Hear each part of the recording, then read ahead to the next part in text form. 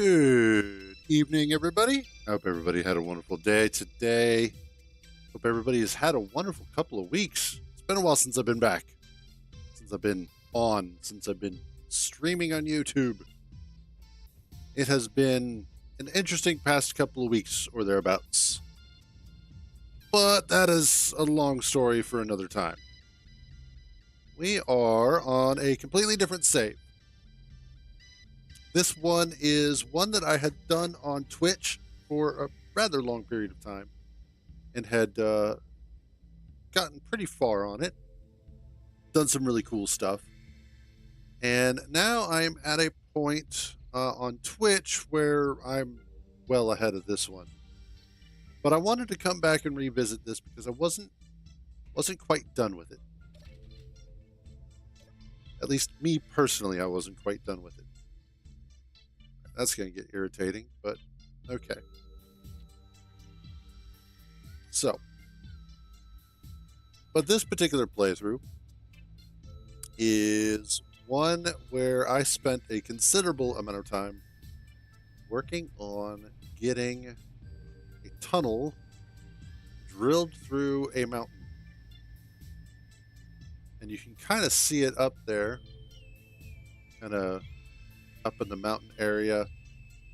Once we get closer, it'll become more apparent.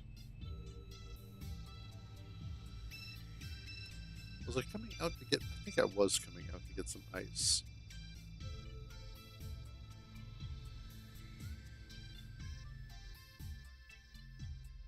Let's actually do that first. Let's go get some ice because I'm pretty sure I need some more. Because that's what I was doing to begin with. This particular vehicle is called Sudem. I don't remember why I called it that. It's just, I think it was because it was part of the name for the vehicle that it's based off of. Plus, I just kind of liked the name Sudem. I think it was Sude, S-U-D-E, and then M because it's modular.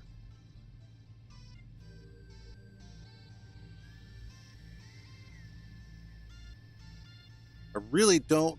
Okay, so it's one of those things I both like and don't like the changes that they made to the camera with the Warfare 3 DLC.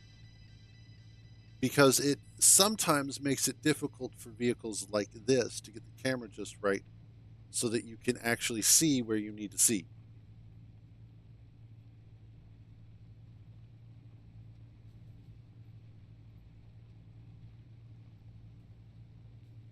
So you're not like looking at your feet kind of thing.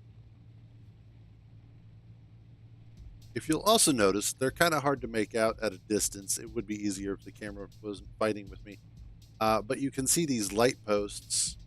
I built these so that at night I would actually be able to see where I was going and also to more easily follow the smoother route to get up to my ice base. The original plan was to build a bridge that would cross the gap between the two sides of the mountains. But after having taken this road, I found that it's actually a little bit smoother and a little bit less of a pain in the backside overall. And I get to use my awesome elevator to do it.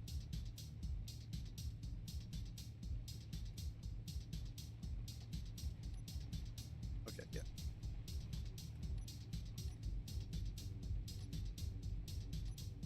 I don't have those on my shortcut bar.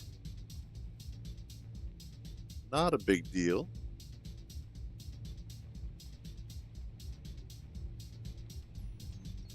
Now, what was interesting is that when I was first setting this up, one of the things that I ran into was the fact that as I was coming back down the hill to get up to my ice base, which we'll take a look at here. Kind of hard to see it here. That hill coming up. But as I was coming up that hill, oh, come on, quit fighting with me. All right, that's a little bit better. Was a little bit better. Yeah, that's going to be I wish there was a toggle so that you could go back to the old style of camera. But as I was coming back down that hill, I accidentally bottomed out and tore part of the back end of this poor thing off. So it used to have a back bumper. I had to take the back bumper off of it though, because I kept slamming it into things and ripping it off, and then ripping off the connector so that I couldn't attach to any of my bases. I was like, you know what? Let's just remove that bumper. It's not doing anybody any good.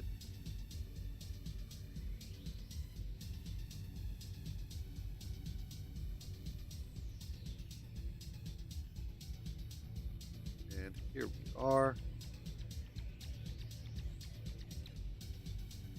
Now, the nice thing is that while this is empty, it's very easy to drive. Not all that difficult.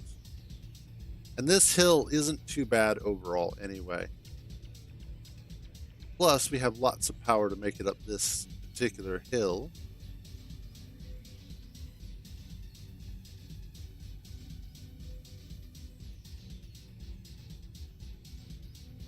Although it probably wouldn't hurt to put a couple of thrusters on the sides somewhere so that I can just kind of turn those on and get a little extra push up certain hills or mountains, especially if I have a load in the vehicle.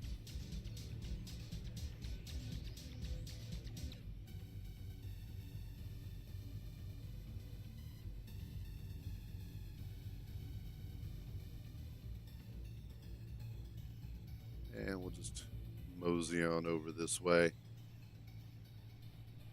With my Ice Lake base just kind of over where that marker is.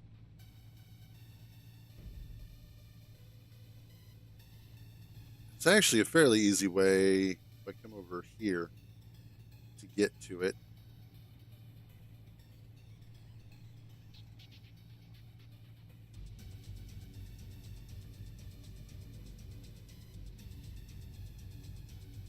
And here we are. Let's see, is this way easy to get down? Yeah, it should be. If not, we'll find out. Oh yeah, that should be fine.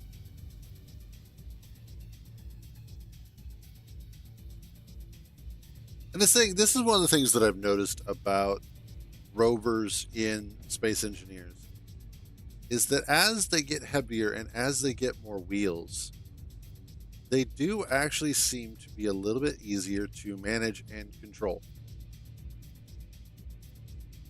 One of the problems is that very lightweight and low wheel rovers, so let's say like just basic 4 wheels on a rover and low weight, they tend to want to start drifting one side or the other. But if you just add 2 additional wheels and you space them out so that you've got like wheels and then a gap and then 2 more, yeah, it kind of does. And this is the Earth-like planet, so this has some of the nicer biomes. But if you space out your wheels a little bit, so it's 1 and then 2 that are grouped together, you get a lot more stability out of your rovers. Here we are at the base. This is the ice base, so it's small. Its specific purpose is just for drilling and collecting ice, and then also for refueling into hydrogen.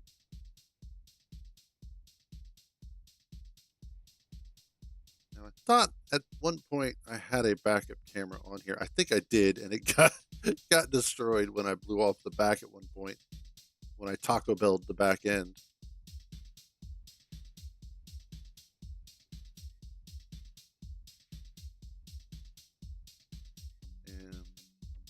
This is the part that's a little tedious, but not too bad. Are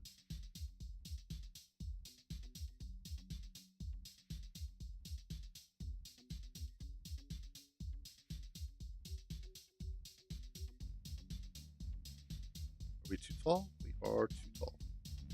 Now we're not.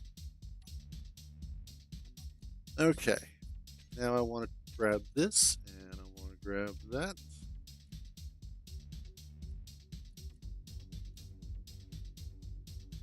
Grab our cargo containers. And I want... Oh, that's right. That's not going to work. No.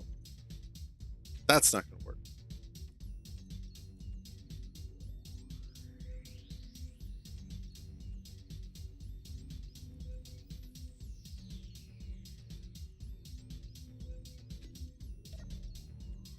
Why am I not able to get to those? Are they not connected?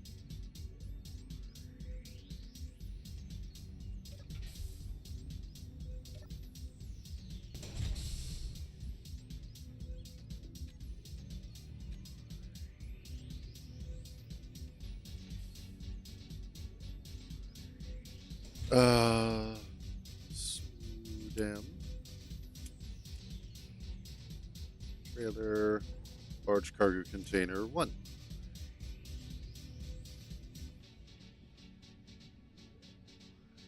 2, 3. Brunch. Okay. We should be connected.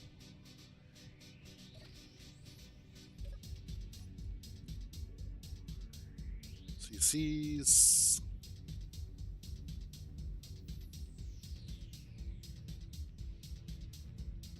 Ice. Yeah, okay, there we go. That was weird. And there we go. It's not like a huge amount of ice, but it will definitely get the trick or the job done.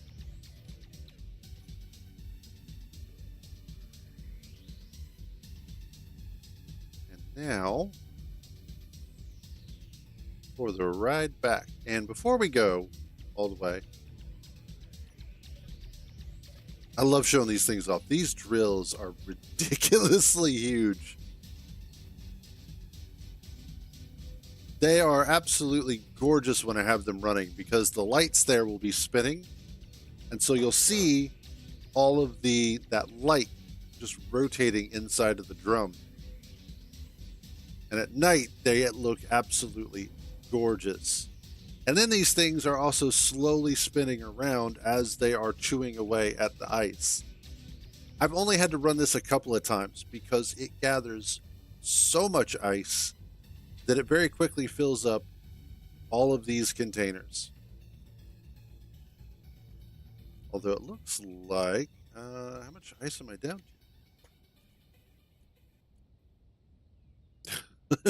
Way more than I thought, but not nearly as much as I thought either.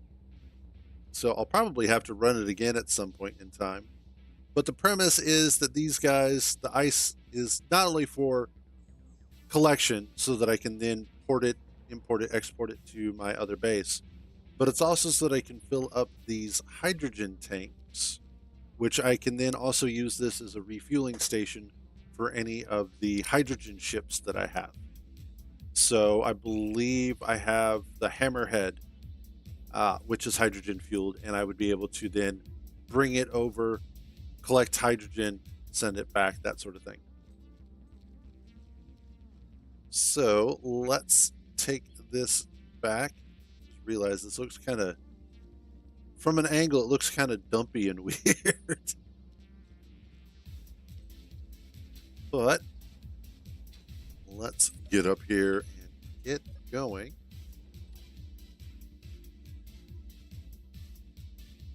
And the trip's not too bad.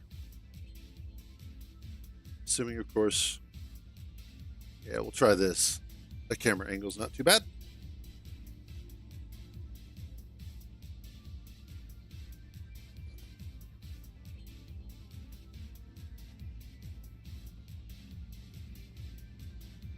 Oh yeah, good stuff.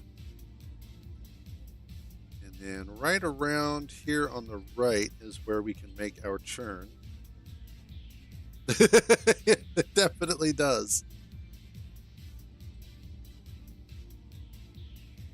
Although it's kind of difficult to find women who will actually touch this game, so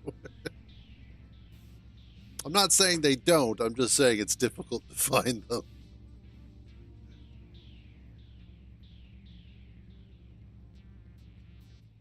All right, now the nice thing is that we've got this hill coming up.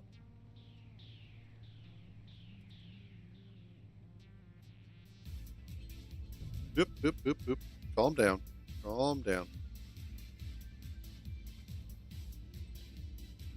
Unfortunately, the center of gravity is a little bit higher than I would like, so it does tend to want to tip over sometimes, especially when it's got a large load of ice in it.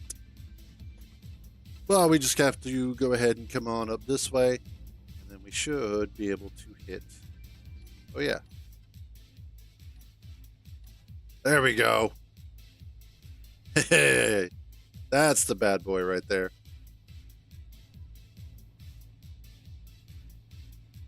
Got that nice flame stack going. That's fun to add those. They're exhaust pipes, and they were added during the Wasteland DLC.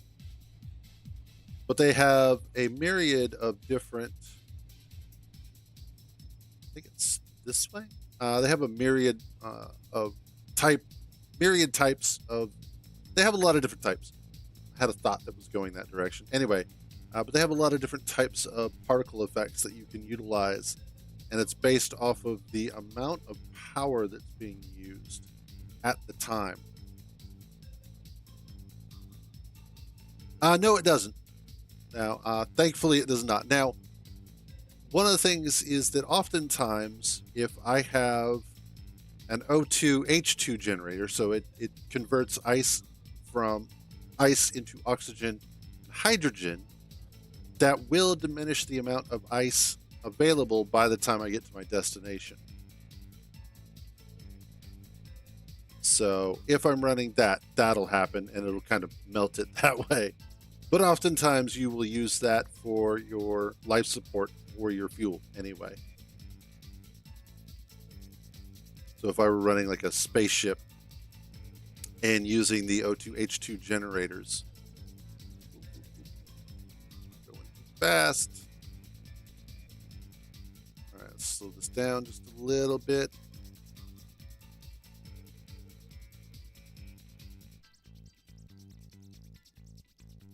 And that's where I cratered the back end of the Sudem and broke off the the roll bar on the back of it. And then it was shortly thereafter I broke the front roll bar off as well. So I was really good at that.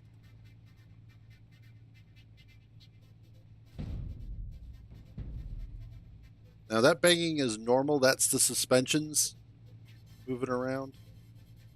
So that's not too big of a deal. Oh yeah, fire right in the face.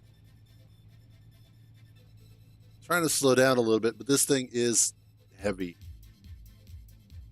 And if I hit the emergency brake, which is spacebar in this case, it tends to want to rock forward. And I don't necessarily want that behavior either. Beautiful rolling country. Like, this game does have some amazing landscapes. And there are other custom planets that you can download as well that also have some incredible landscapes. One of the ones that I was looking at for my Twitch stream was a volcanic planet. Now, the lava didn't do anything aside from just look really pretty. So if you stood on it or anything like that, it wouldn't actually hurt you or your creations. But it definitely looked incredible. But it also looked like it was not conducive to a large, and by large I mean huge, locomotive. So I decided against that one. I wanted something with a little bit more open space that would be a little bit easier to move around.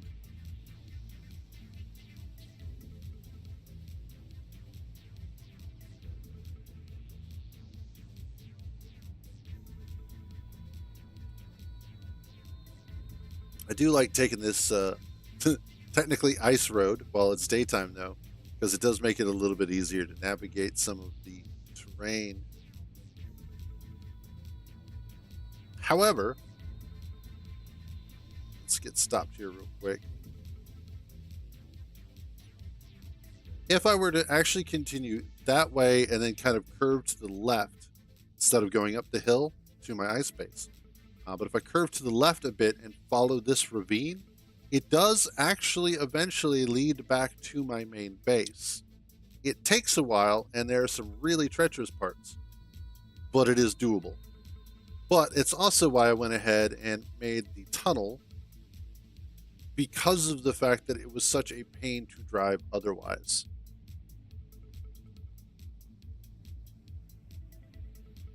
And the tunnel was the most direct route that I could find, and also the thinnest part of the mountain range that I wound up drilling through. And I made sure that there wasn't any other thinner part. You know, did the usual sort of, like, how far away is this and how far away is that? And got some aerial views, which in a lot of cases I could have just done the whole large ship so that I can travel back and forth, but that gets boring after a while. You always wind up making massive ships, or just ships in general to do things. And I think rover gameplay oftentimes doesn't quite get as much love as it should.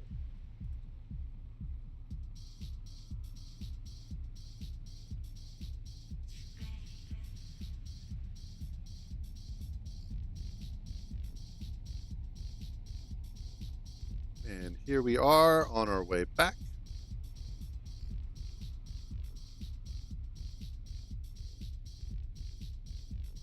Let's see if we can get a little bit of speed going here. This part isn't too bad.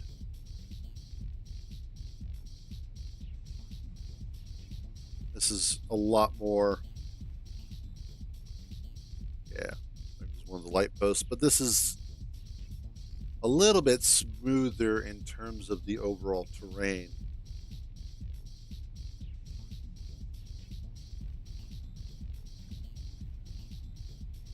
And it just feels nicer in general. That's really nice because back behind us, kind of in that direction, is where the sun will actually come up from. So you get that really nice sort of sunrise as you're driving through this valley. And again, on smaller screens, it might be difficult to see, but kind of off in the distance, you can start seeing where the elevator, the Uplifting Clang as it's named, is at. And that is our destination.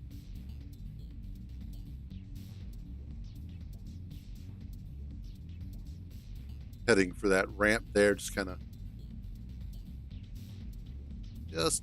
in front of us now. And then we get to take the elevator. And the elevator, first of all, the elevator was a little bit of a pain. But with some work and a little bit of back and forth, as well as a very generous script written by one of my Twitch followers, 00Fant, we were able to actually get a pretty sweet and well-working elevator. And I didn't want just the typical vertical elevator. I wanted one of those elevators that actually moved horizontally, because I think those are actually really, really cool. So it was really more of a vanity project than anything else. It had nothing to do with how viable it was going to be. It was all purely, I want it to look awesome. And it actually kind of wound up looking kind of awesome.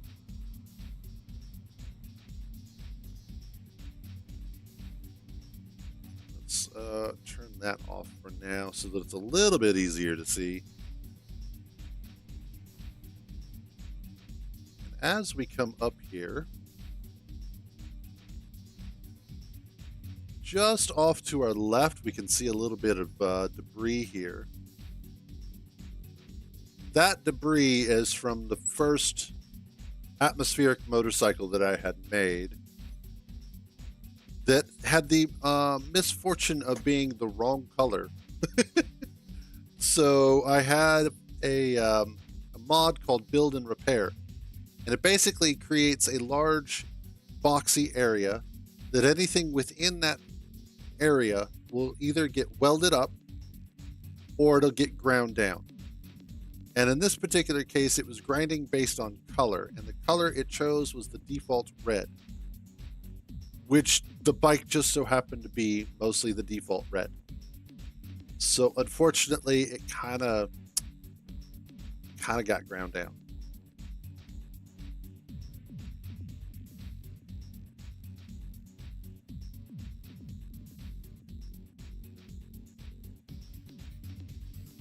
Here we go. This is where it gets a little tedious.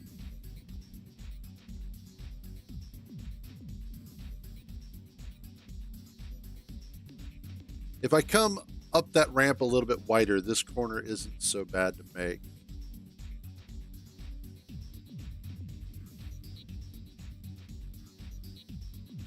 And what I need to do is just make sure that we're all the way on, which we are. Drop it down.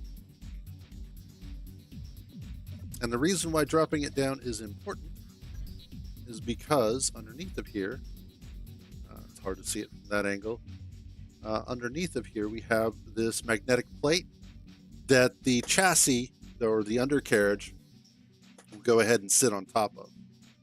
And so when I start the elevator, it automatically, oh, that's right. When I start the elevator, it'll automatically switch that magnetic plate on and it'll lock the rover into place. If I don't do that, once this thing takes off and physics starts kicking in, it will actually launch this thing off the front of the platform, and it won't be good.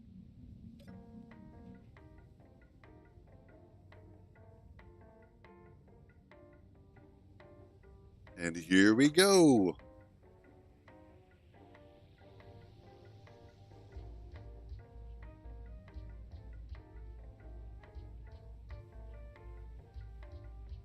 I also made sure, because my viewers on Twitch are so mean to me, I made sure to also add a set of stairs on the side, because oftentimes they will tell me to turn my jetpack off. And it's like, well, okay, fine. Now I have to walk everywhere, you bastards. So, but, you know, I could ignore them if I really, really wanted to. And just be like, no, we're not doing that. I've actually had to do that a couple of times where I've just flat out told them, no, we're not doing that this time. Sorry.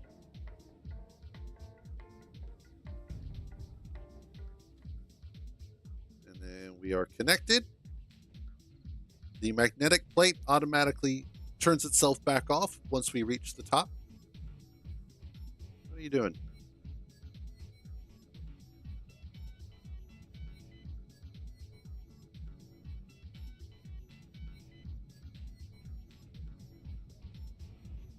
What are you doing? Stay connected.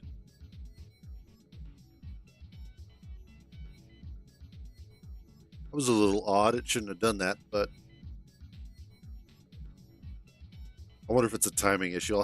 So these are all of the different blocks that are necessary for all of this to work correctly.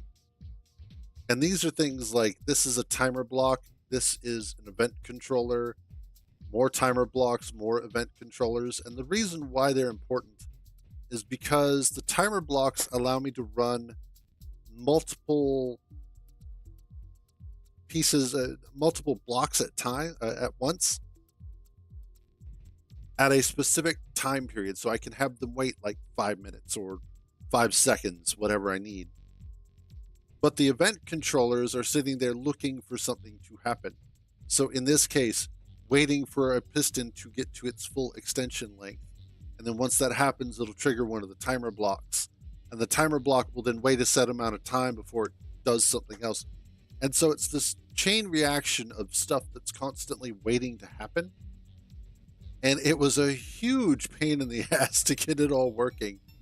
And every once in a while, it doesn't always work 100%. Well, ouch. I just crashed the game. Oh, joy. God, I don't know where it saved at either. Hopefully it's not too much of a backtrack.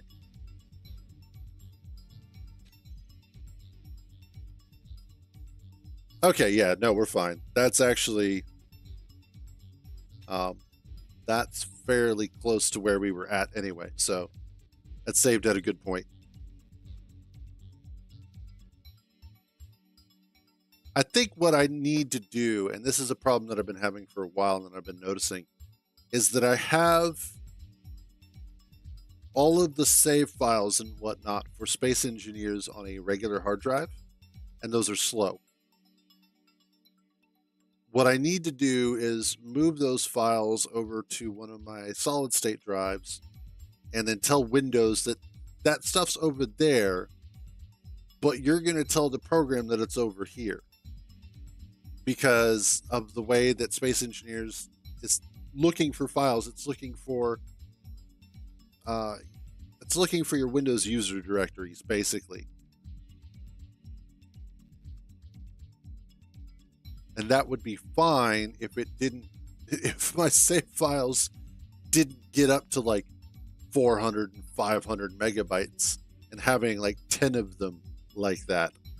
After a while, Space Engineers takes up a lot of space.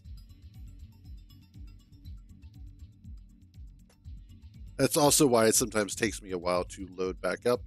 Why oftentimes I will sit here and play like a round of solitaire on my phone, since it takes about 2-ish minutes.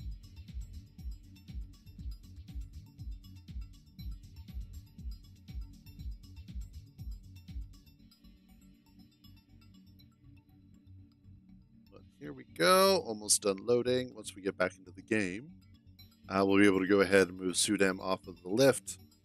We'll be able to keep going. Then just comes the really nice drive down the tunnel. And it's interesting because of the way that curvature of the planet works in Space Engineers. The planet is actually fairly small in total. They're not huge. Let's give everything a chance to finish loading up. So if you build something long enough, it will actually start to lift up off the ground. And your center of, well, your direction of gravity will actually change. So from here, it's downhill if we start heading towards the end of the tunnel. But by the time we hit to the end of the tunnel, it'll be flat and it'll be level.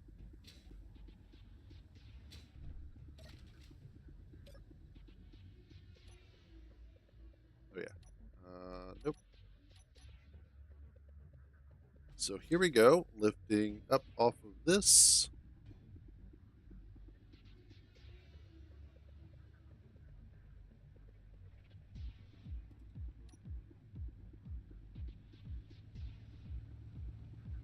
And here goes the tunnel in all of its glory.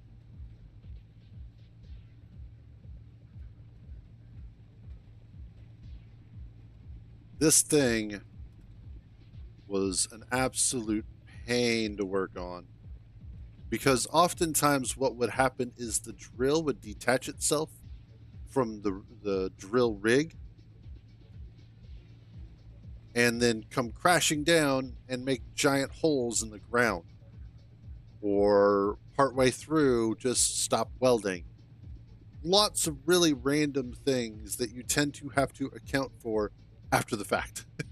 So it was a huge ordeal to get this all working. But once it was done, once I had finished getting the whole thing drilled out and I'd gotten all the walls smoothed out, it was so nice and it felt like a huge accomplishment. I imagine that the team that worked on the English Channel tunnel, the Channel, had that same feeling when they had finished. of just absolute elation at getting it done. Like, we have just achieved something monumental. This is amazing.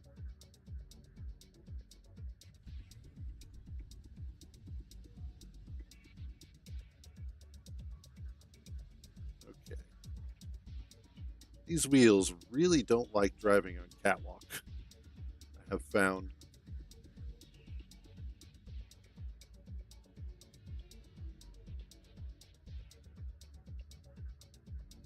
Oh, come on. Work with me here.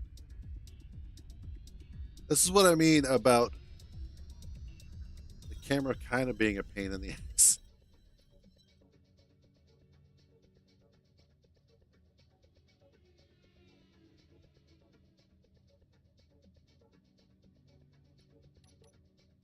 And there we go. Now the base is going to go ahead and start pulling all of the ice out of here.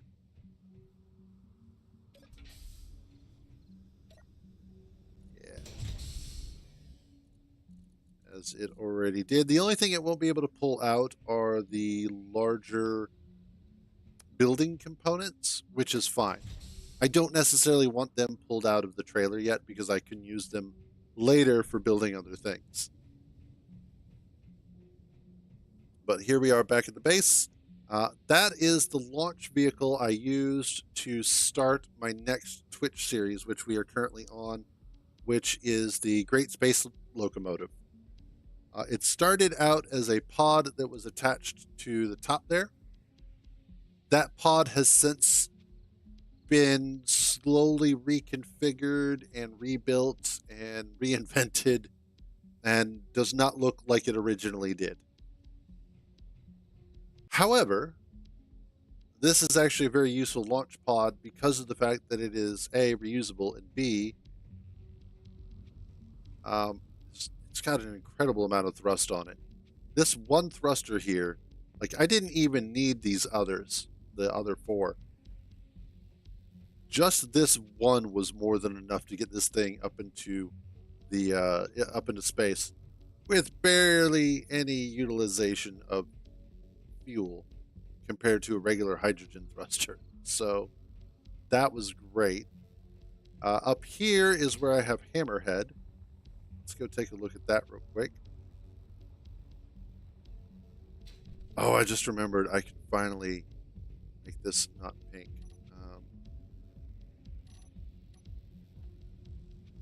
I won't weld this. Oh, thank God.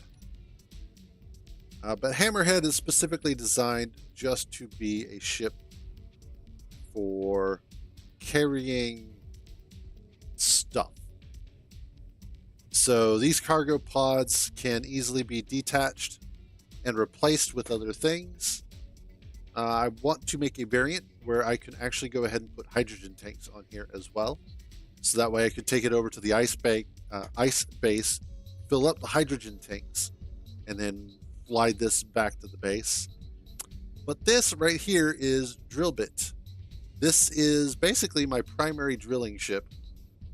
It's super, super tiny, but I absolutely love the way that it looks. And it has suffered a couple of bruises and a little bit of beating up, but it gets the job done. And overall, I really like the way that it looks. It actually turned out to be quite nice as far as a ship goes. That's kind of where we're at with the tunnel base, which is why I wanted to do some work on it. Let's see, I need to finish this up here, making it look a little bit better. But I don't know how. I also need to do something with this thing. This is meant to be just sort of a smaller version of Hammerhead. Plus, I made this right when the new DLC dropped, the Decorations 3 DLC for Space Engineers. So it was partly to test out these new guys, these flat atmospheric engines, as well as the smaller flat ones, just to see how well they would work. And then there were a couple other things that I was trying out, I think, as well. And unfortunately, at one point, I broke its legs off, so I just kind of left it like this. However,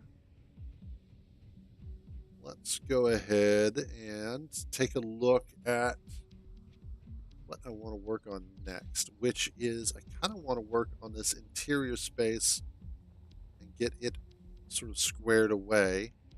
Because right now I have, if we come up here, this long ass set of steps. Come up here, come around here.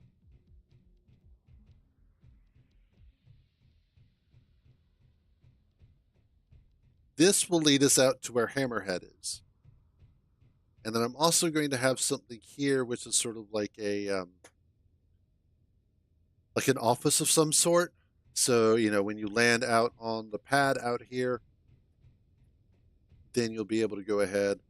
It's like you'll land here, and you have to come in here. And I should probably add something along one of these sides here.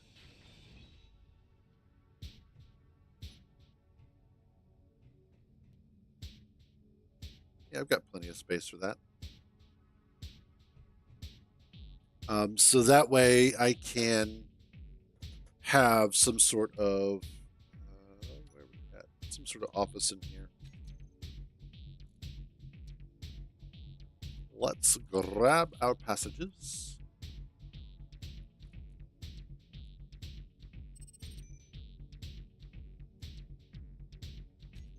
These.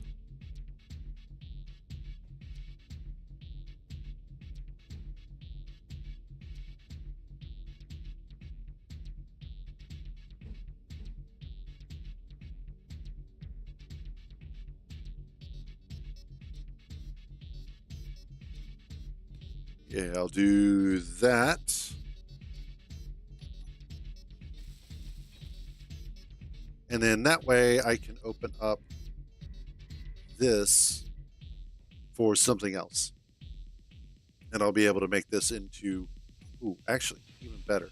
We take that out. Put this in here.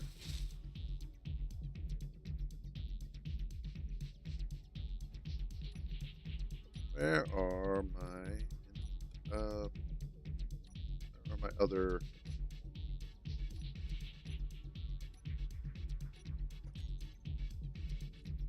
interior? There we go.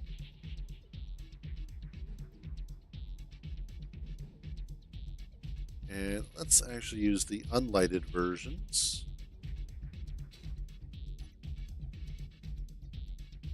Weld. There we go. Kind of just clean up some of this.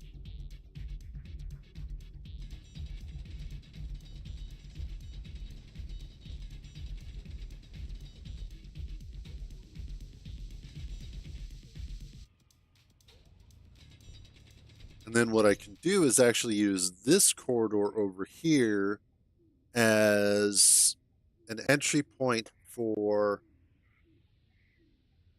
I don't want to, basically like a sort of office / break room that then allows an official to get over here. So that way, as you come off of your ship and you come down this corridor, you have to stop here where we will have desks set up.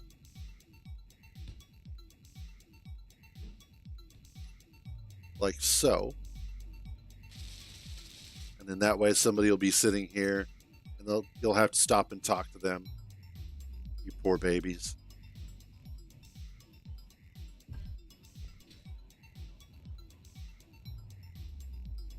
And then that there.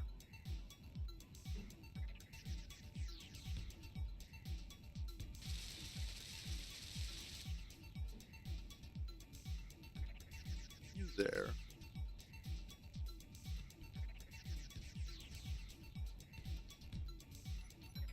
I do love the fact that some of the interior blocks, and especially the newer ones, have multiple sides that you can utilize for the purposes of decoration.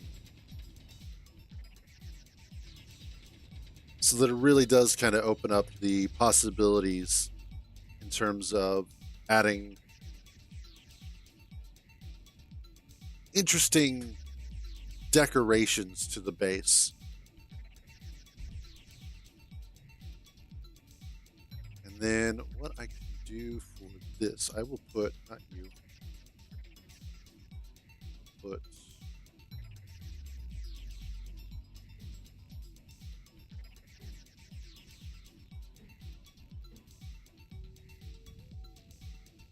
that there.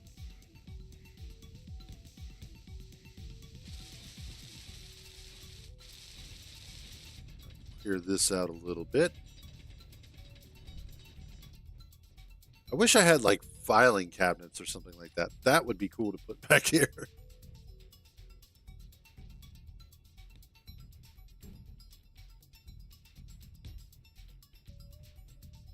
And that goes there.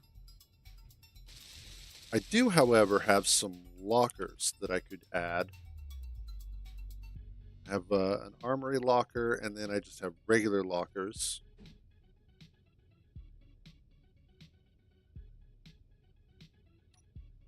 Which I could do something like that, and then like this.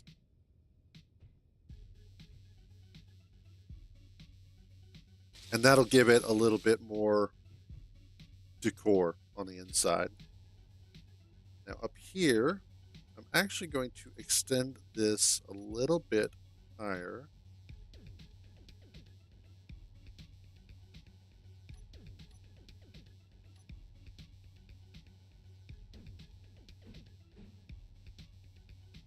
And we're going to flip this around because I want to use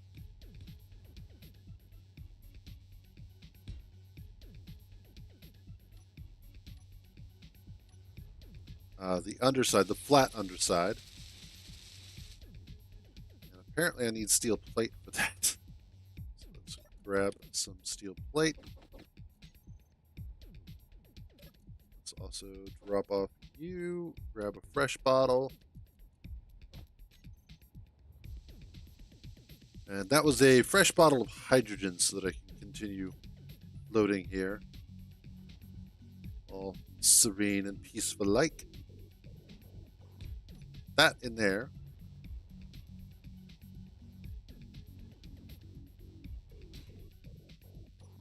And once this gets welded up, we now have a nice light that we can utilize here. We're going to make it a little bit bigger.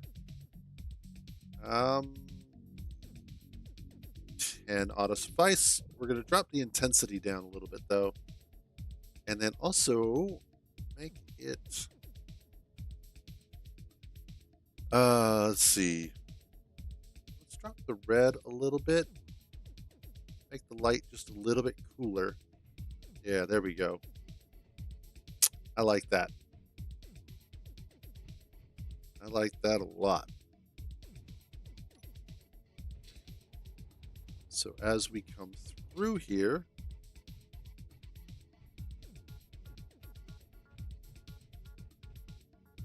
come down this corridor, and then you have to stop off here, declare anything like, you know, register your vehicle, blah, blah, blah.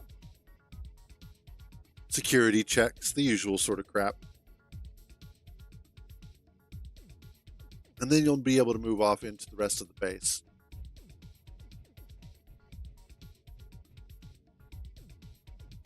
I kind of, instead of stairs, I actually want to get rid of these, and I want to build an elevator that'll take you down. Now, I did have an elevator mod. Unfortunately, the mod that I had wound up getting taken down from the Steam Workshop for whatever reason. I don't know why. So because of that, I no longer have a fairly straightforward elevator mod, which means that I'll have to go ahead and make one. That's not necessarily a bad thing.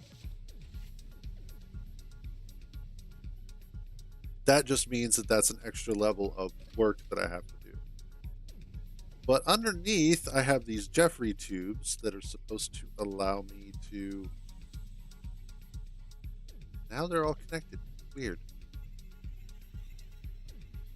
But essentially, this is supposed to allow me to get access, or at least act as a form of conveyor system into the base. So what I want to do is I want to take a look at... This is also kind of fun, is taking these stairs down and actually having to walk.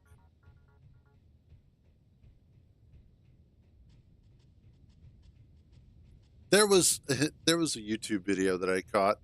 I didn't watch the full thing. It was mostly just the blurb that I saw, but it was great. And it was a comparison between Starfield and Space Engineers. And when you really, really get to thinking about it, it is... I thought I had that all worked out. Anyway. Wait, what are you? Oh, that's right. It's because I've got that one set. I don't have that one set. Anyway.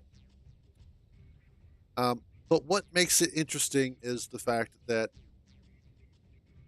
Starfield is unfortunately competing in a market where we already have other games that are similar to it or better. Such as you have Star Citizen, you have Space Engineers, you have No Man's Sky, and you have Skyrim. All of those do what Starfield does, but better, and one of those is by the very same company that made Starfield. All right, let's get rid of these blocks.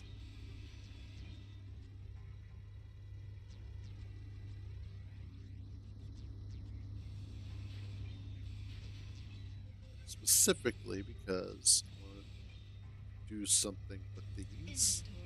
Yep. But the biggest issue that Starfield has is that what it wants to be and what it actually is do not really mesh very well.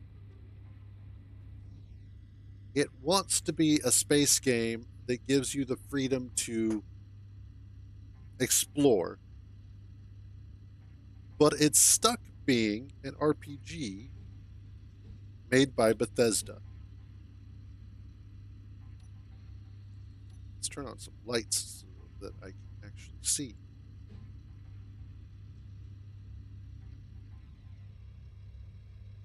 Let's do that.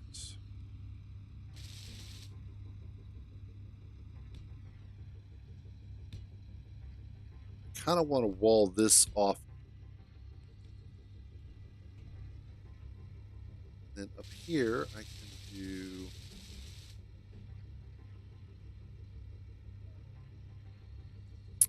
no, I can do something with this stuff. No, because I don't want... I want the interesting aspects of that block, but without the light from that block.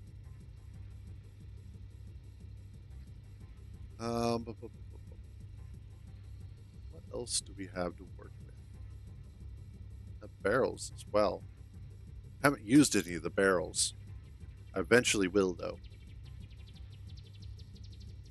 So Starfield suffers from a problem where it is very definitely a game that it is a lot of small areas connected by loading screens. And for a game that is about space exploration, or at least involves space exploration, they needed to make those areas much larger. And unfortunately, they are reaching the limits of their particular engine of choice. So in this particular case, they use the Creation Engine, and they've been using it for everything for well over 2 decades at this point. And so what winds up happening is that they are dealing with the technical debt and the technical limitations of that particular engine. And so there are a lot of things that they just can't do. Now, the spaceflight sections are actually fairly ingenious. I will grant them that much. But they are also incredibly limited. What am I looking for? I'm looking for some sort of interesting blocks. I need some, like, interior wall blocks of some sort or something. Have all of those.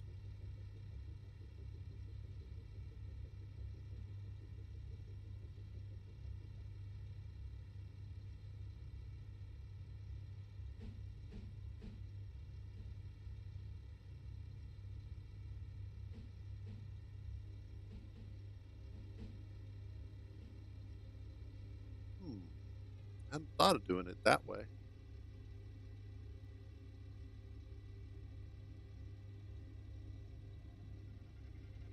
Fortunately, I don't really have anything.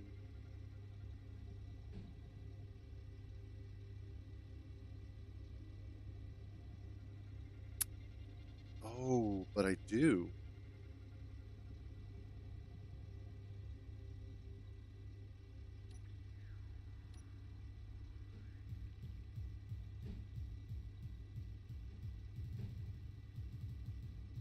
I have these.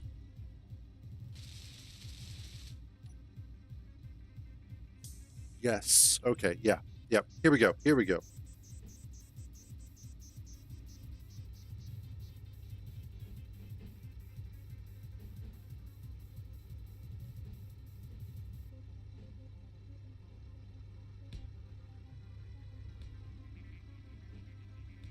There we go. And then what I do here doesn't matter because that's going to wind up getting covered.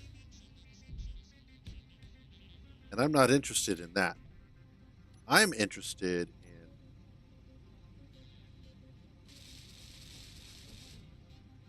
these.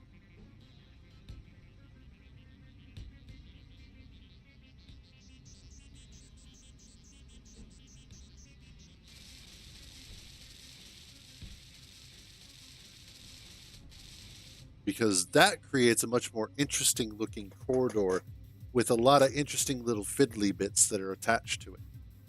Plus, it also winds up giving us a couple of lights here that we can work with. Now I can also go ahead and let's fill in this floor. But take out this one.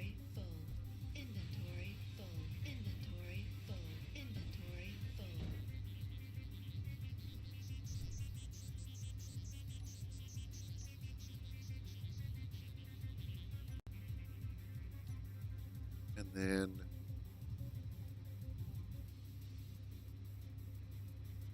do a regular set of interior walls here for their floor. Oh, I do? Okay, well, fine. I will do that. Drop off some of that. Grab some of this. And we go back to work.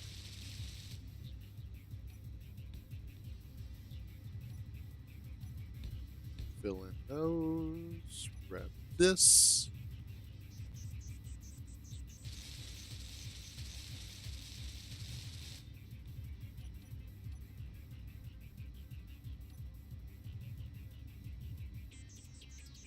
Now, if I make this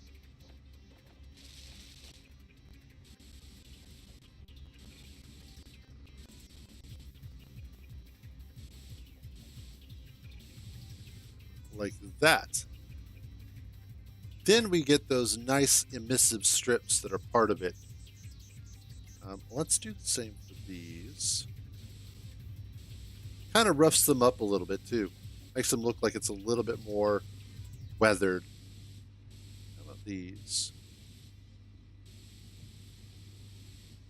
There we go. And okay.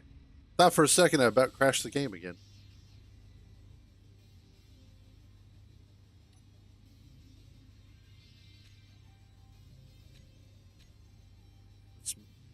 Since it's being a little finicky, let's go ahead and save while we have the opportunity.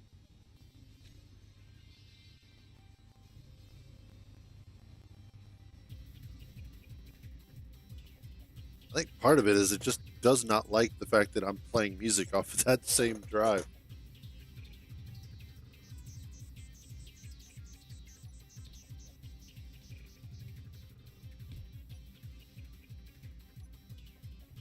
And I'm thinking what I could do is actually get rid of you.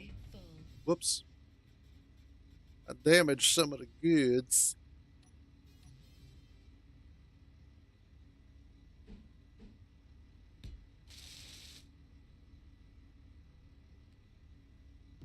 And then put a couple more lights right in here.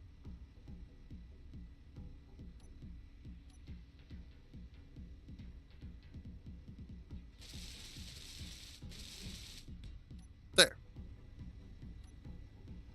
And that'll help illuminate some of this hallway. And let's drag you way up to 9. Looks good. We're going to bring your intensity down to 1.5. Tunnel light. We're going to drop your blue. We're going to drop your green a bit too, because I want to give this a little bit more of a purple hue to match the light that's coming out of this.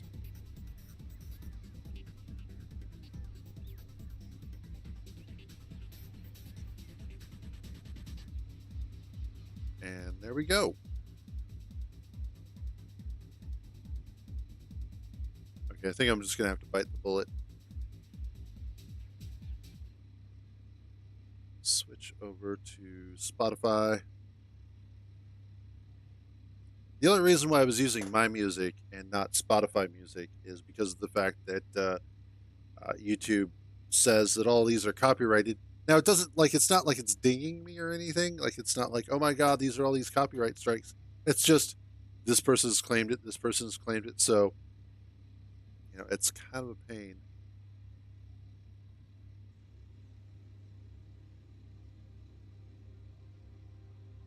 There we go. Get some music going. Alrighty.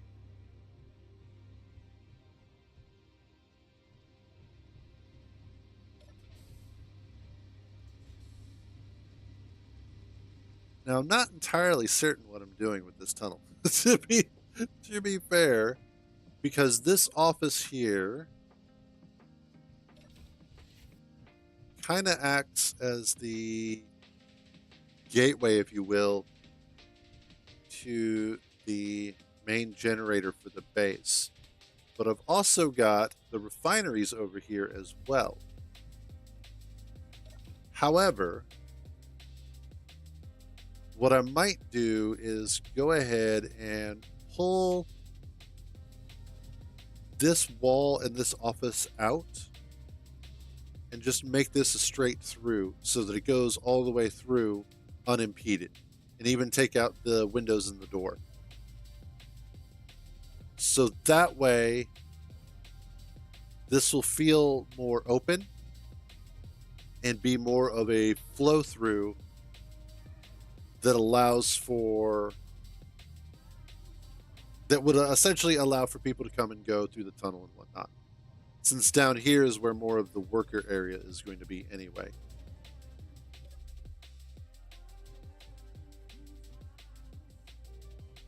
Yeah.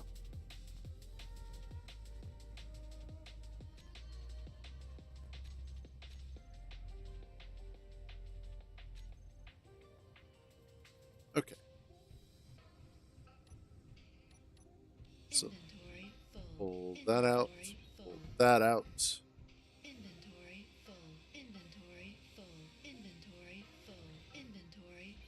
Just in case you guys didn't realize it, my inventory is indeed full.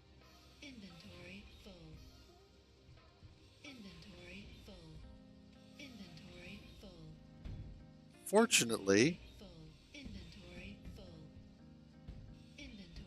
oh, I didn't realize that that wasn't connected.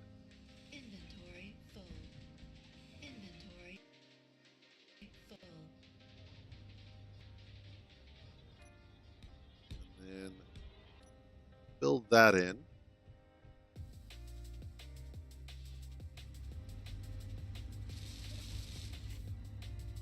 Question is, can I? Yeah. Okay, what we're gonna do? Let's empty out real quick.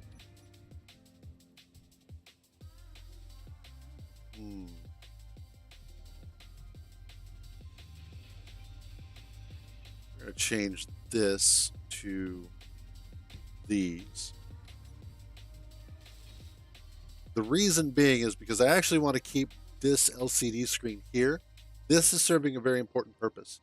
If you look at the what's on here, as well as the numbers, these are all of the parts that are constructible.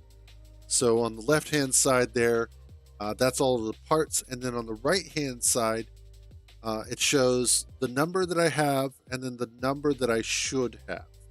And the base will attempt to automatically build any of those components if that left-hand number gets smaller than that.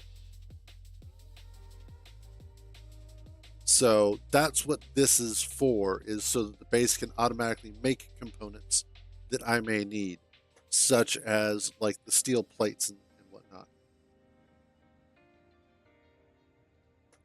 So I'm going to leave that for now. This I have here because of the fact that I actually use this as a connection point between the base and this reactor.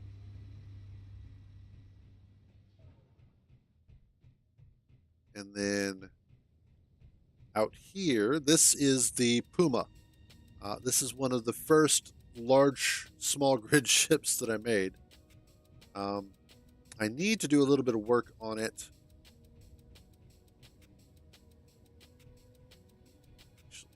Thinking about it, because I went ahead and I changed out the atmospheric thrusters that it had, and I changed out some of them for the flat ones, which they work all right, but they're not as powerful as the standard versions. So what I lost in, well, what I gained in the fact that they are more streamlined with the body, I lost in power. And this thing was already a little underpowered anyway. But part of the problem is that I can't really put any underneath of here because that's where this landing leg lifts up and tucks under. However, I'm thinking I could potentially put some under here. Oh, yeah.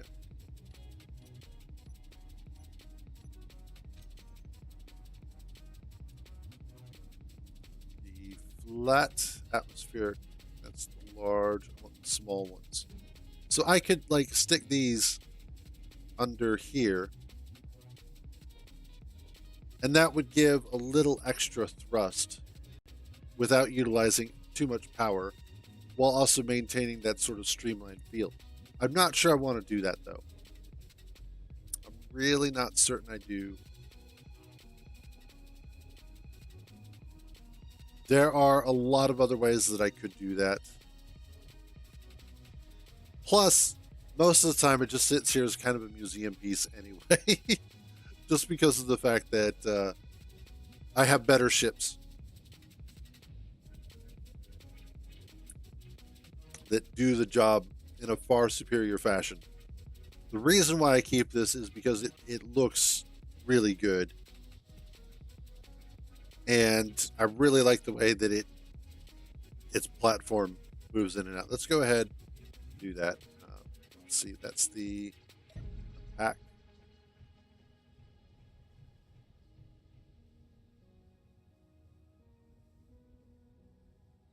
I was really happy with this. This thing.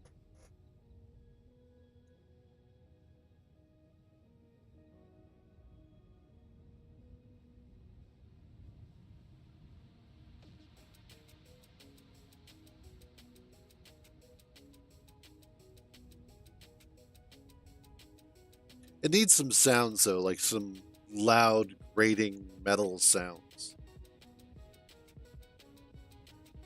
And like sirens and spinny lights and stuff like that.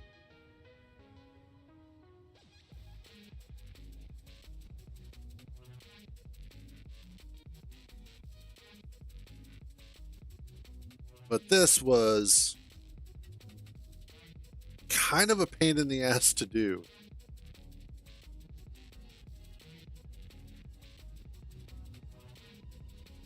Only because of the fact that I had to get all the timing right for the pistons that are attached here. And all of the pistons themselves are actually, or all the timing and whatnot is done inside of this computer room. And then all of the pistons and whatnot are under here. And I have it so that when the platform is pulled out, the pistons are actually completely retracted. And then when I go to pull them, when I go to pack it back up, they go ahead and extend outwards. And then these vertical pistons contract or retract. And it fits back into the plate, which was, again, it was kind of a pain in the backside to get it all working. But once I did, it works phenomenally well. And then I have a connector here specifically so that I can connect drill bit for a recharge point. And that's it. Drill bit doesn't, this doesn't connect to the base in terms of like being able to move any sort of iron or excuse me, ores or ingots or fuel or anything like that. That's purely just a charge hookup. So what we're going to do is we're going to pack this back up.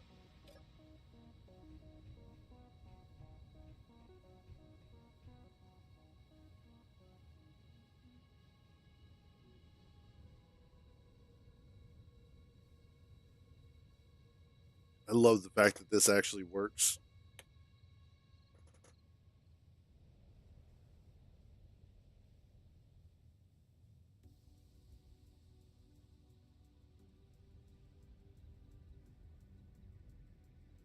Yeah. Every once in a while, I do something that I am actually proud of. And not in just like the look at what I can do, but more like look at what I have accomplished. Look at what this game allows you to do. It's a bit of hard work and it's a bit of a pain, but once it all actually does what it's supposed to do, it is some of the most rewarding gameplay you'll ever come across. Boop, and then the lights come on. And when the lights come on, that's when the plate itself connects with the base. And so now I have a full connection. It's locked in, and this thing is good to go. So what we're going to do is let's get this door out and that window. Yep. And there we go. I think Sandy's Pearl might have to go.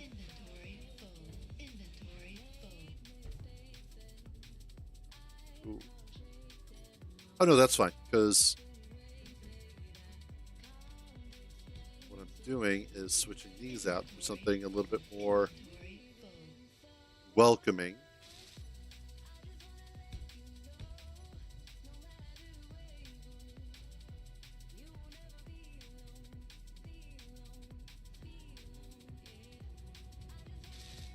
There we go.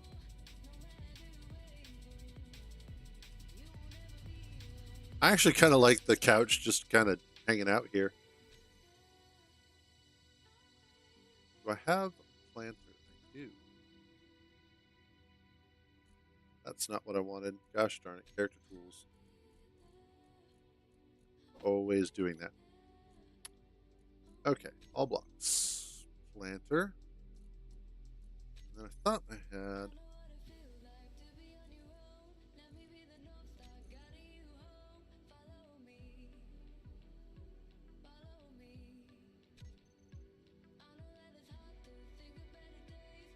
Thought I had some other ones.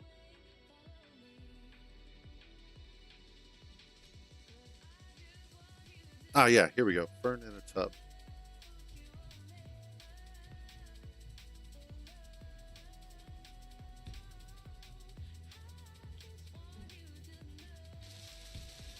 A coffee table. I don't know. I don't think I have any coffee tables. Like, tables are one of those really weird things that this game just doesn't have enough of.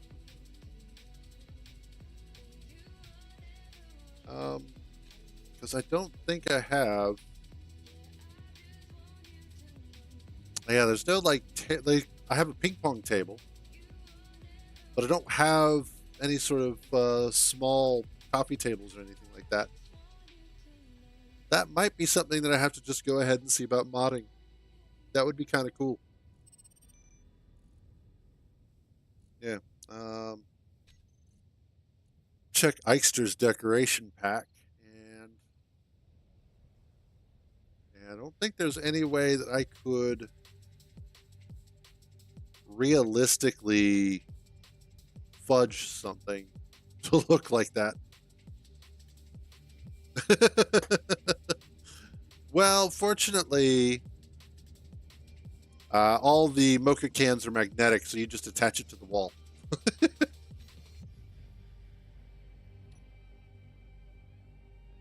then,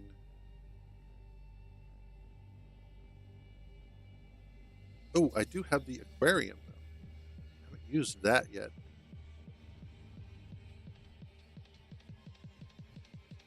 Hmm.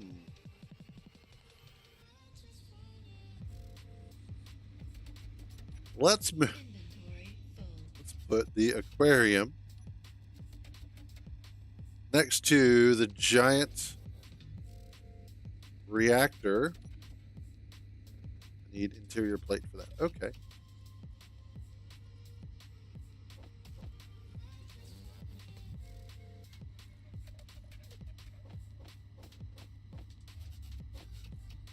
Grab some of you, grab some of you, and we will put that right there.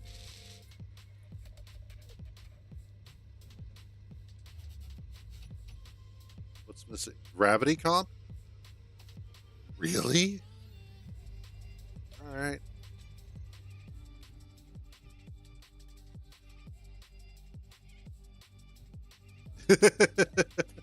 Well, I guess it makes sense because if you're in space, you want to make sure the fish have gravity in their water tank. Otherwise, things can go horribly, horribly wrong. Uh, am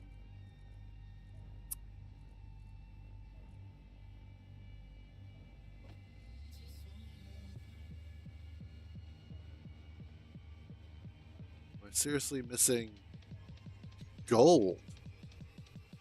Okay. Apparently, I need some gold. So let's go get some gold.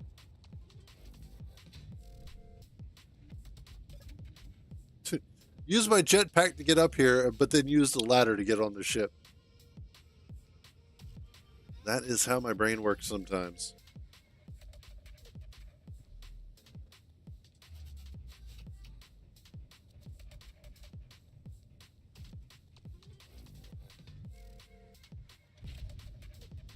Alrighty.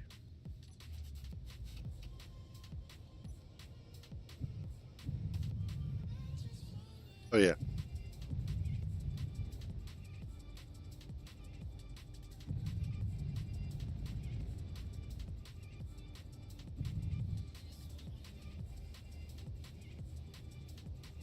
Oh, when I hadn't finished the mega thrusters on the back. Let's need to find where my gold, silver, 4K. No. Where's my gold hoe? There's my gold hoe.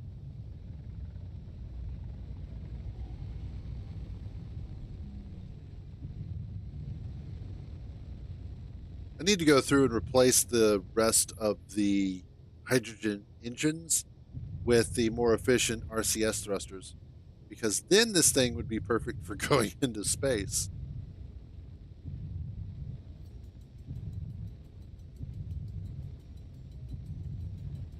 And what we're going to do is come over here to the top of this hill.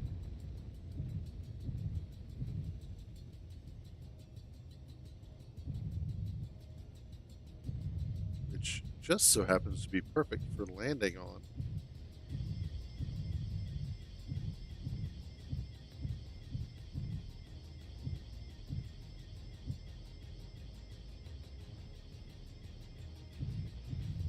Nope, wrong way.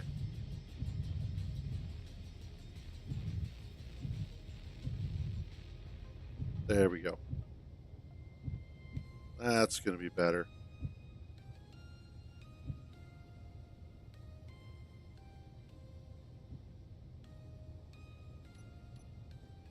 Perfect. Here goes the fun part. Ah, almost made it. I like to jump off the top there and try and get into the drill bit before I actually hit the ground. Sometimes I do it, sometimes I don't. Okay.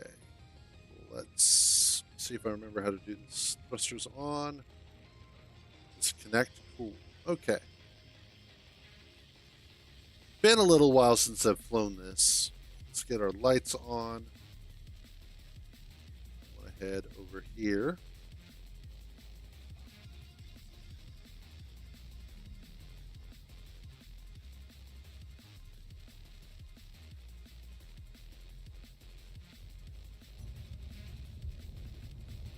Go.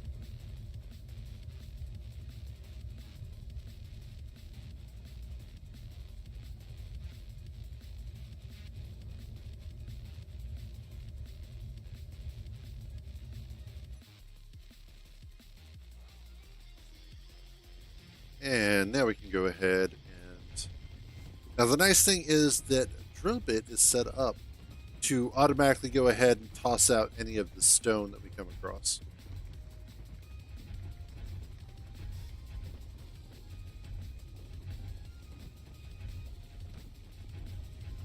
Which is really, really useful for some of these more exotic ores. Gold, silver, uranium, platinum, those sorts, where you don't necessarily need all the extra stone that comes with them.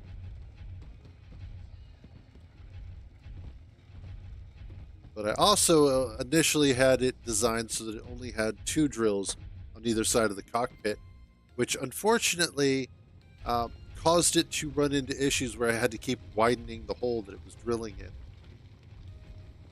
just so that I could actually get at stuff that was a little bit deeper. So when I redesigned it, I shifted the drills down and then added a second layer, and that seems to have fixed that issue for me. And so it is a lot easier to utilize. I still periodically will widen the hole so it's easier to camera around without it being a huge ordeal.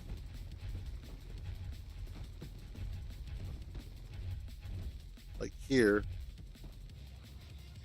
I can just do what's called right-click drilling, kind of carve this out a little bit, get a little bit more space vertically.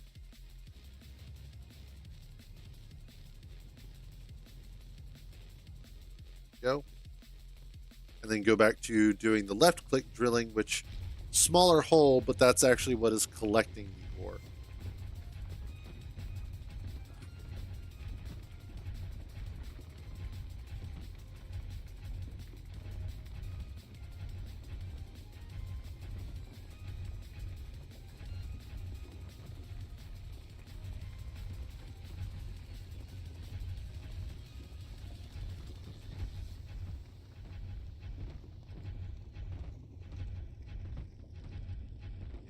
The nice thing is that I can actually make a couple passes here. with drill bit to fill up Hammerhead, and then just fly both back to the base, and that'll actually be a considerable amount.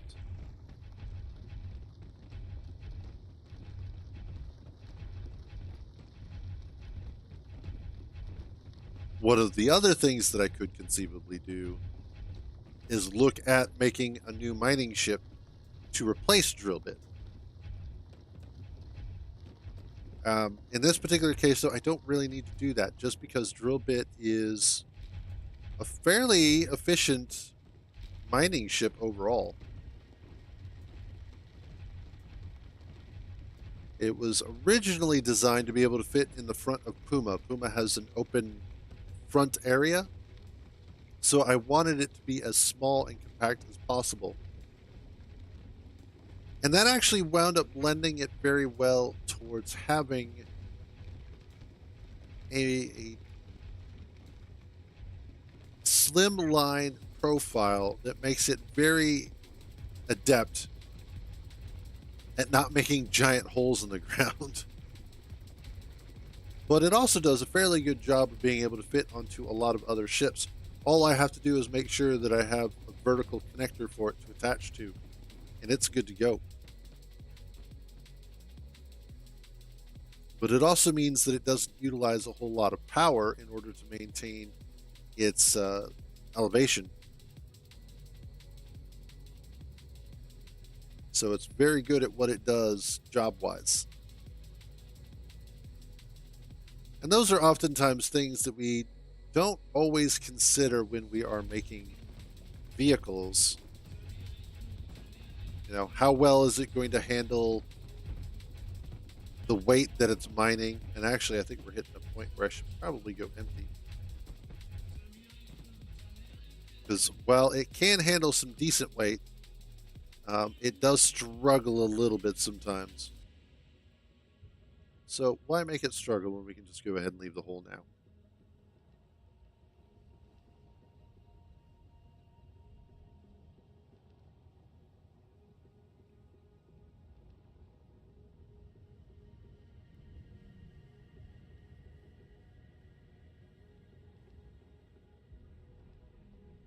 And I set this up, this connector system, so that this could also be popped off the side of Hammerhead and replaced with something else.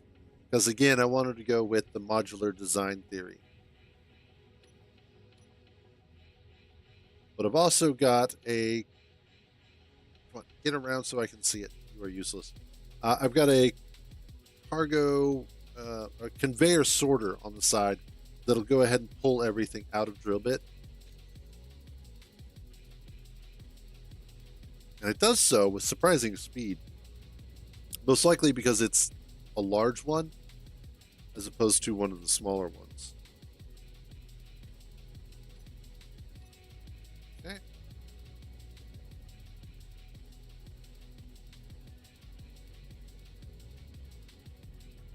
And I will say this, it's nice playing on a planet again. Playing in space for an extended period of time has its bonuses,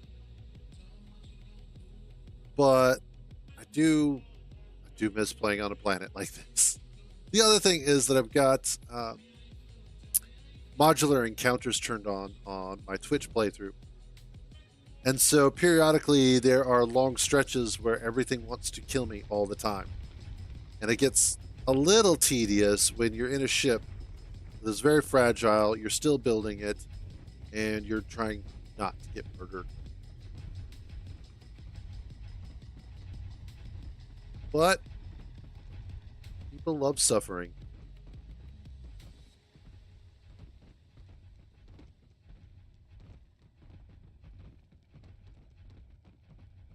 It reminds me of one of the times years ago my brother and I had been playing, and we had, I think he had gotten us a dedicated server for a short period of time. And we had loaded up with mods, and we had built a base. We were playing in creative mode, mostly just messing around. And I had built a base that had a bunch of automated defenses, and it was actually doing fairly well. And we had multiple bases that were around us that would periodically send bots to come and attack us. And we would log off and, go do other things, and we'd come back. And there'd be like literally just dozens of potholes scattered across the landscape from where all of these ships were landing and crashing and leaving behind craters and debris. And it was like, this is actually kind of fun, to be honest.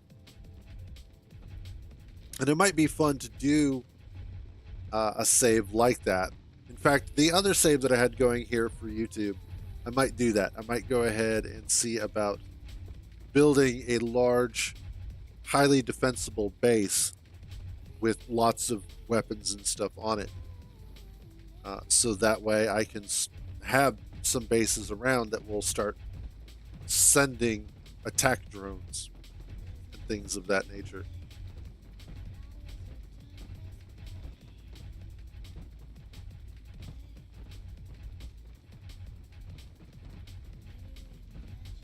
Almost there. I'll have to see how much gold we're actually getting out of this. Since gold doesn't necessarily refine down as well as, let's say, like iron or nickel does.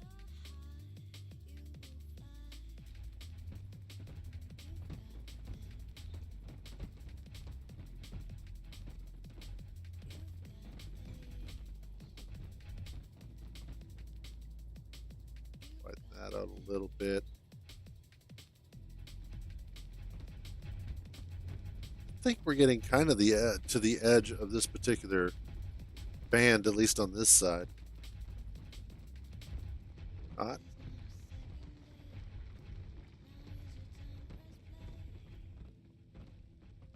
Just seems to be lifting up is all.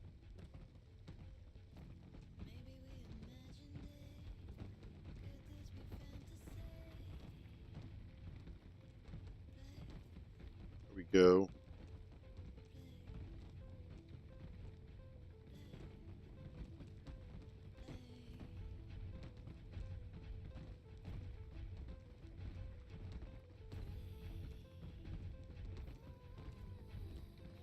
Little bit more here, and I think this will be good for now. We'll have to wait and see once we get this back to base and it starts getting refined down, because that's the important part, is how well is this going to convert into the gold that we actually need for what we're actually doing.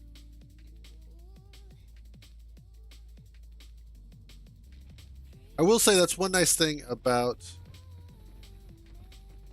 mining on asteroids, is that oftentimes you are just getting a nice pure source of that particular resource itself. So when you find gold, you're generally finding like a big pool of gold, as opposed to a seam of gold like you're finding here.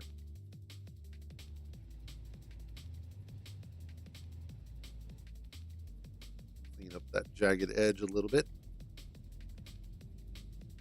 and yeah, you can see that daytime is starting to show up again, so we'll probably get some more daytime here in the next 10 to 15-ish minutes, which will be fine.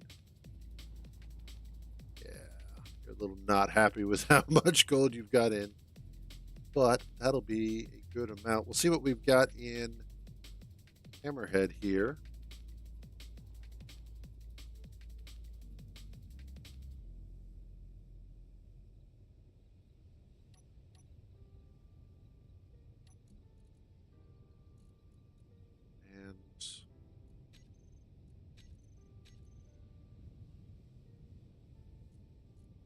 That's actually quite a decent amount.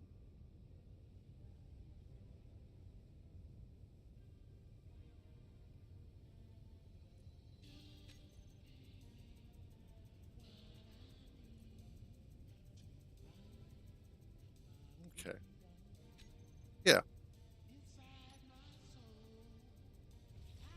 Boop. Let's go ahead and head on back to base. Drop off the gold, which should go a long way towards helping out with our construction needs. Hopefully, we'll be able to make what we need for the gravity components.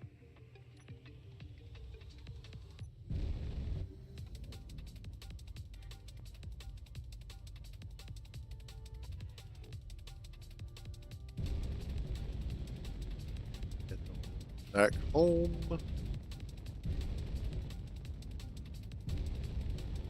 And then one of the other things is down there near where it says plateau, kind of just up there. It's kind of hard to see. But there is a solar mushroom down there that I would really like to go ahead and finish getting welded up. And also just finish building it as well. It doesn't serve a purpose. Originally, its design was meant to look interesting and act as a solar farm, but it was not producing enough power to meet the demands of the base. It just was not gathering enough. But I enjoyed the overall design of it so much, I'm like, I'm not getting rid of it. I like it too much. Plus, it was an interesting sort of science experiment.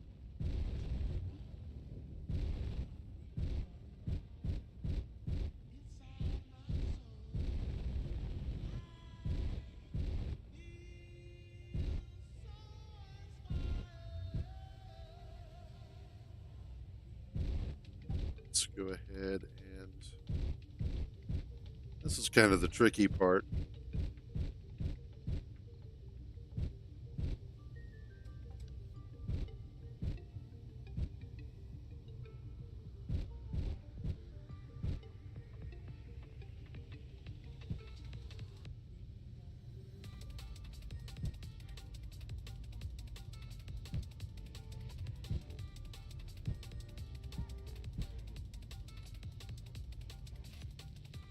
And there we go. We're now connected to the base. And hopefully the base went ahead and yanked all that gold out of the ship.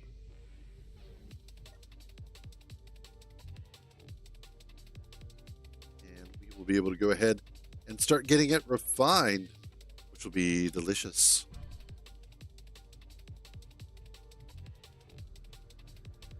Geronimo!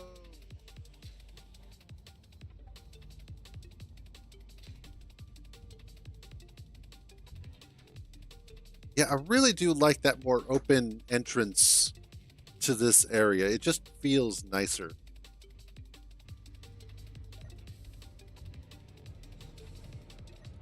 And look at you getting all that gold done. Cool.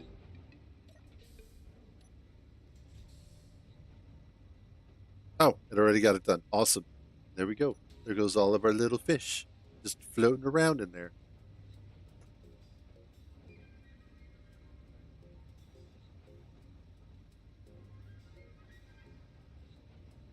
Like, it looks like they're very basically animated, but that's fine because it's just set dressing.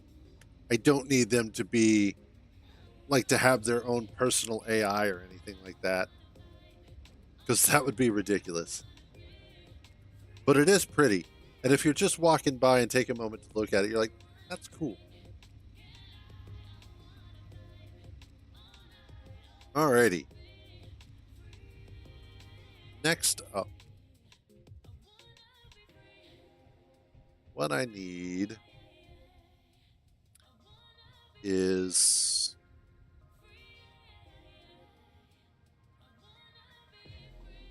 I think I might have to get rid of Sandy's Pearl. And I hate to do that.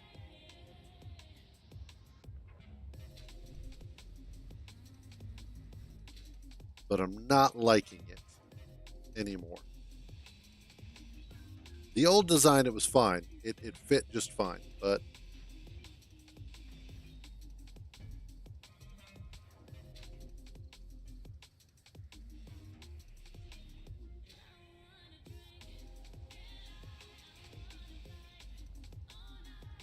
then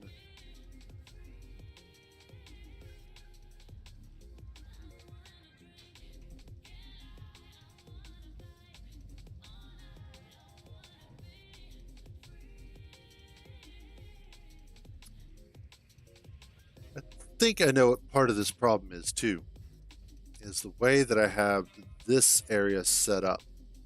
Is that this window is 5 wide, which is the same width as the plasma generator or plasma reactor, which is cool because it allows you to see the whole thing. However, it's also odd because of the way that it is over here. This one is 4 wide. And so you wind up with this sort of dent here. And I'm going to have to leave it.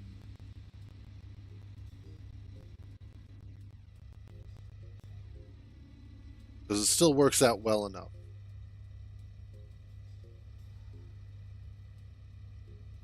Yeah. So I'm just going to have to leave it. However,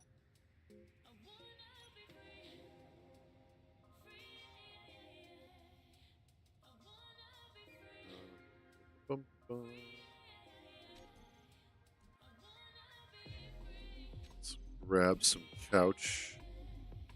Let's get some couch action going. No, I don't want the beds. Jesus. Just some couches. Okay.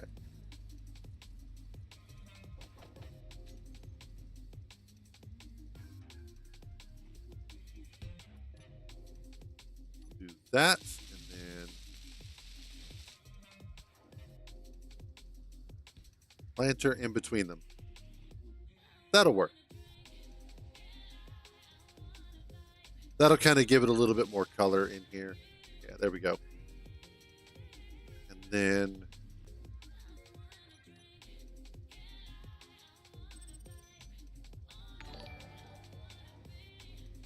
oh, hey, thank you for the subscription. Always love a little poison. LCD screens. LCD.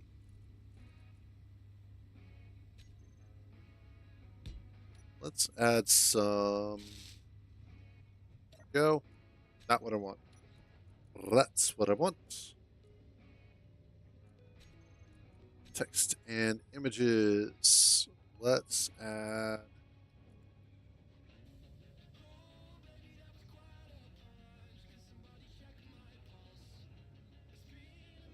No.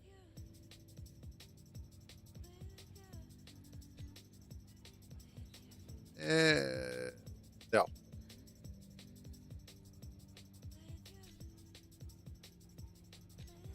There we go. Perfect. Oh, oh, oh. I just realized. Vending machine.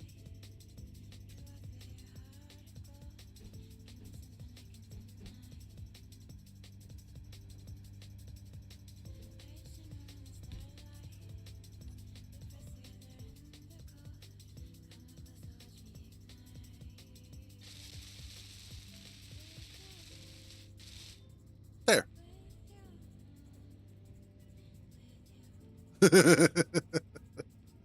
Okay. And then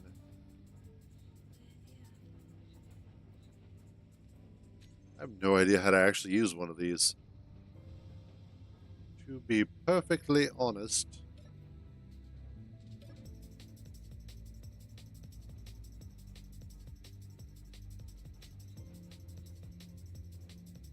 Oh, I see. I can select what I want to put in here, I guess.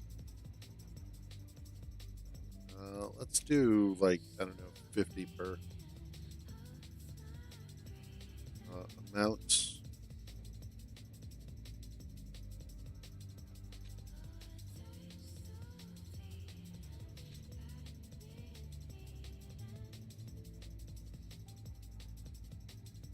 That's not what I wanted, but that'll work. Okay. There. So now we have a vending machine that'll give us some Clang Cola. And then I want one of the light panels again.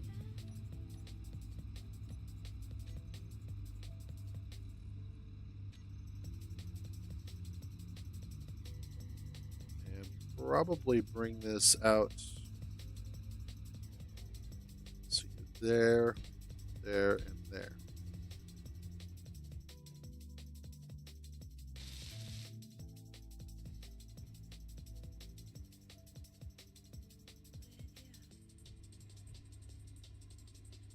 Go. Yeah, that's the kind of soft lighting that I enjoy in certain areas because it fills the room, but it doesn't give you the harsh shadows that'll sometimes happen when you have an increase in the intensity. So that really does kind of help it blend in a little bit better. Let's see, the next thing that I can do is I need like a corner LCD screen here.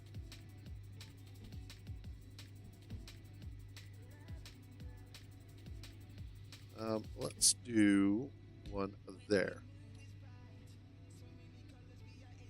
And unfortunately, I wouldn't be able to do one here because of the way that this block is connected.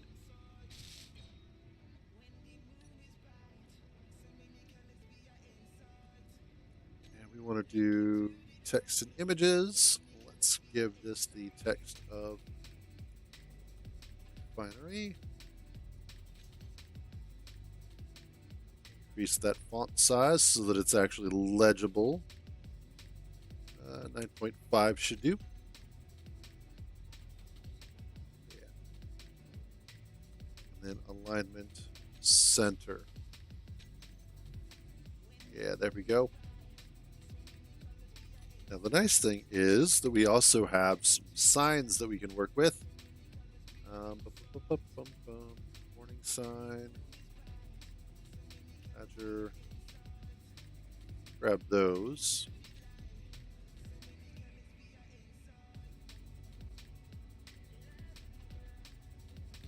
There. That'll be perfect. As you're coming into the refinery, there we go. 0 days without a Clang incident. And yeah.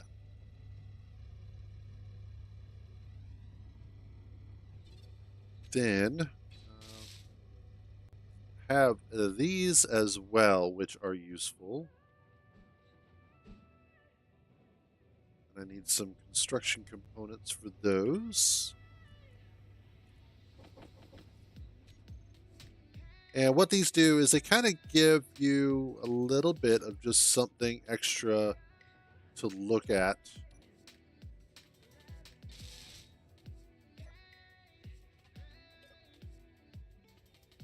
Yeah, there we go. But without taking up huge amounts of space, without being difficult to get around, those sorts of things. So it's just another way to add some decoration to otherwise flat, boring walls. Next up, I kind of want to go ahead and let's take out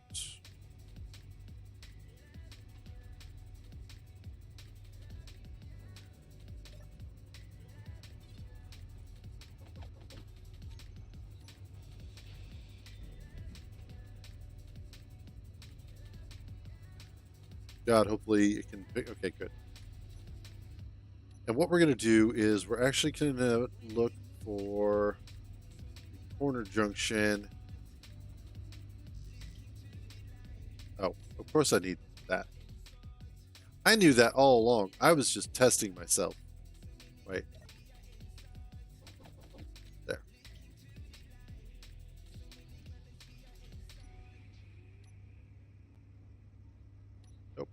There we go.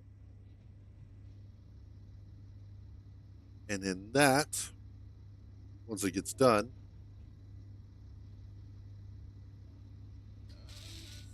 there. That reconnects the whole base again. What I want to do is, no, not this. I want some of that. And it's about to get really obnoxious.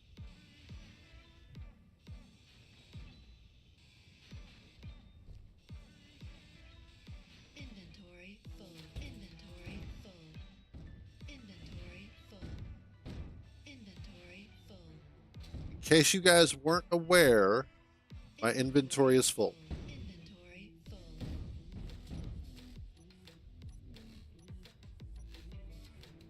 And I need this.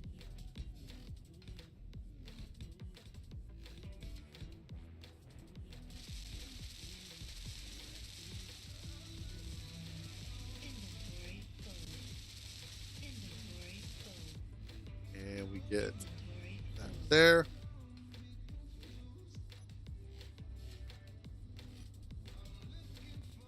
Oh, that's why.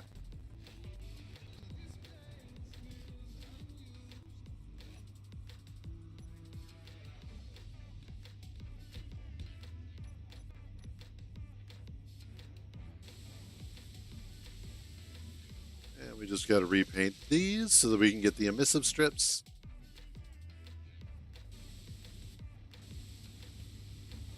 And there we go. That actually works out really well. Let's see, what do we have for over here?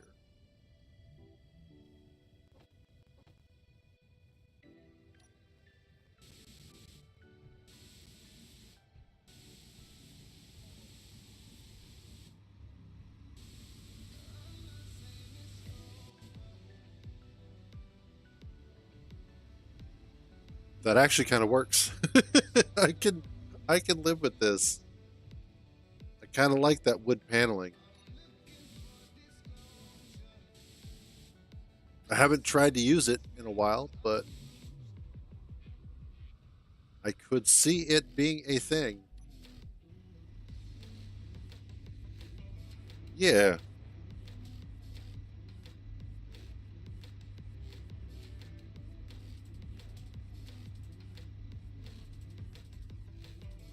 Let's have a seat here. That does make it feel a little bit warmer in this area, having that softer tone wood paneling.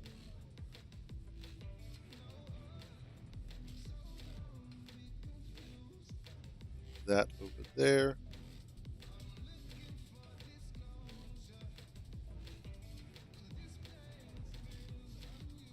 Alrighty.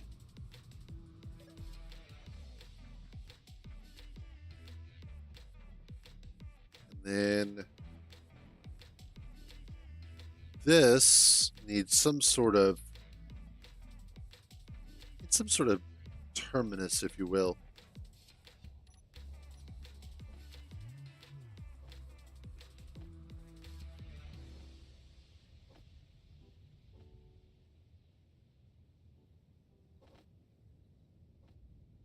What do we have?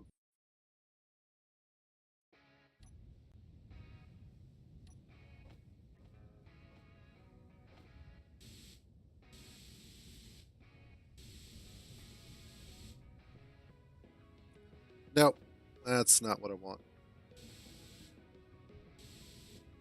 Ooh, that's definitely not what I want. Concrete, though, could work.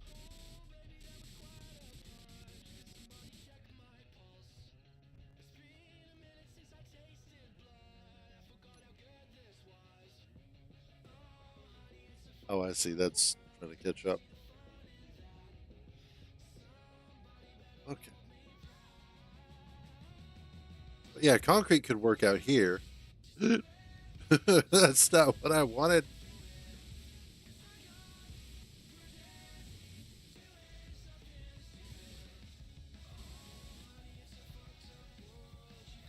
Oh, that song can go away too.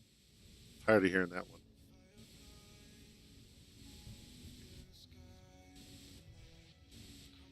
Then just do sort of the ground areas here.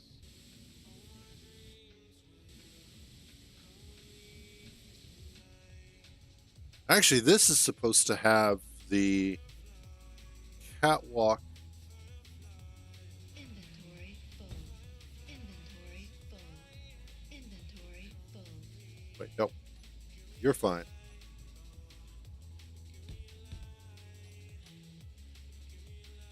It's the other side that's supposed to. We'll fix that later. Yeah. So in here is supposed to be the catwalk and interior blocks to match what's over here. I may, however, go ahead and pull this catwalk out the way that it's supposed to be and just redo that whole thing. Also, probably move this connector and this cargo container, since I don't really need them anymore. Yeah.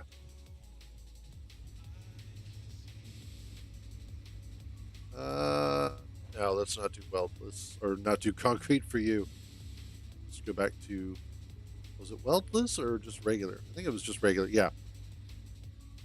So there we go.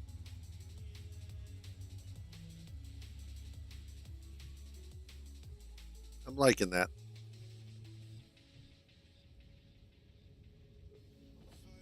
Let's do concrete for you. Yeah.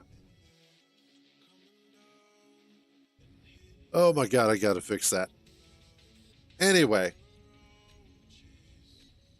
I think that is actually a pretty good place to go ahead and wrap it up for tonight. I wasn't sure if this was going to be like a longer stream or anything like that, but 2 hours is fine. Since I do stream in the mornings, I stream over on Twitch, twitch.tv/cruisecodaplays, starting at 9 a.m. Eastern, -4 UTC. We are currently working on the Great Space Locomotive. It's currently in construction phase, getting it all built up and just getting it ready so that we can eventually get to the planet that I went ahead and added. And hopefully from there, we will be able to start the next phase of that particular journey. However, I may go ahead and try to make this kind of a weekly thing, or do this at night. A couple hours of working on this some more, just kind of working on more of the decorative side of this particular save, just kind of chilling at night. However, that is it for tonight. Thank you all for joining me. So glad to have you guys along on these misadventures, or these decorative adventures. You all have a wonderful evening. Stay out of trouble, and remember, if you get caught, I don't know you. I'll catch you guys later.